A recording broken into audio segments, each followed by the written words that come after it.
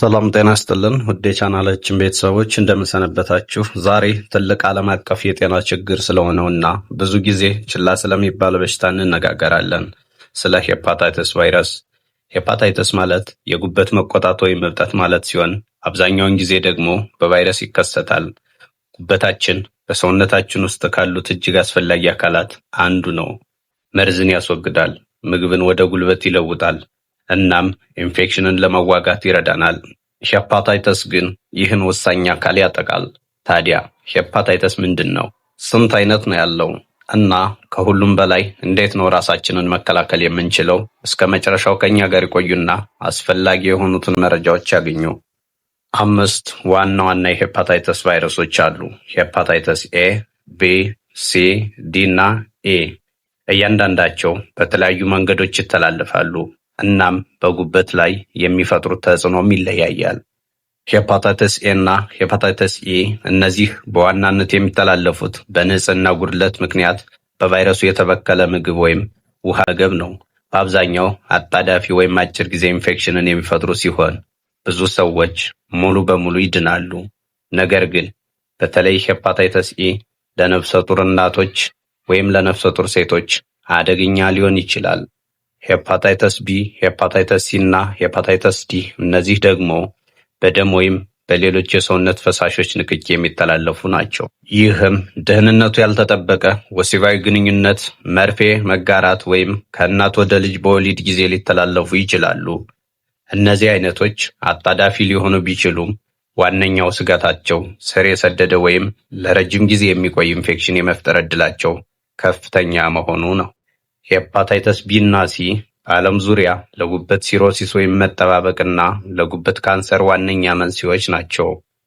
የሄፓታይተስ ቫይረስ በጣም አደገኛ የሚያደርገው ብዙ ጊዜ ምንም ምልክት ሳያሳይ መቆየቱ ነው። በበሽታው የተያዙ ሰዎች ለዓመታት ኢንፌክሽኑን ይዘው ሌሎች ሰዎች ላይ ሲያስተላልፉ ሊኖሩ ይችላሉ፣ ሳያውቁት ማለት ነው። ሆኖም ምልክቶቹ ሲታዩ የሚከተሉትን ሊያካትቱ ይችላሉ። ዋና ዋና ምልክቶቹም ትኩሳትና ድካም፣ የምግብ ፍላጎት መቀነስ፣ ማቅለሽለሽ ወይም ማስታወክ፣ የሆድ ህመም፣ የመገጣጠሚያ ህመም፣ ጥቁር ሽንትና ፈዛዛ ወይም ጭቃማ ሰገራ፣ እንዲሁም ጃውንዲስ ወይም ቆዳና የአይን ነጮች ቢጫ መሆን ማለት ነው። የረጅም ጊዜ ስጋት ያላቸው ሰዎች ስር የሰደደ የሄፓታይተስ ቢ ወይም ሲ ያለባቸው ናቸው። ቫይረሱ በጊዜ ሂደት ጉበትን በመጉዳት ወደ ሲሮሲስ ወይም የጉበት ጠባሳና በመጨረሻም ወደ የጉበት ካንሰር ሊያመራ ይችላል። ስለዚህ ቀደም ብሎ ማወቅ ለሕክምናና ለረጅም ጊዜ ጤና ወሳኝ ነው። መልካም ዜናው ሄፓታይተስን መከላከልና ማከም ይቻላል። ሄፓታይተስ ኤ እና ሄፓታይተስ ቢ አስተማማኝና ውጤታማ ክትባቶች አሏቸው። እነዚህ ክትባቶች ለሕፃናት፣ ለአደጋ ተጋላጭ ለሆኑ አዋቂዎችና ቫይረሱ በተስፋፋባቸው አካባቢዎች ለሚኖሩ ሁሉ ይመከራሉ። እጅን አዘውትሮ መታጠብ፣ በተለይ ምግብ ከመብላት ወይም ከመጸዳዳት በኋላ ሄፓታይተስ ኤ እና ኢን እንዳይሰራጭ ይረዳናል። ንጹህና ደህንነቱ የተጠበቀ ውሃና ምግብ መጠቀምም ሄፓታይተስ ኤ እና ሄፓታይተስ ኢን ለመከላከል ይረዳናል።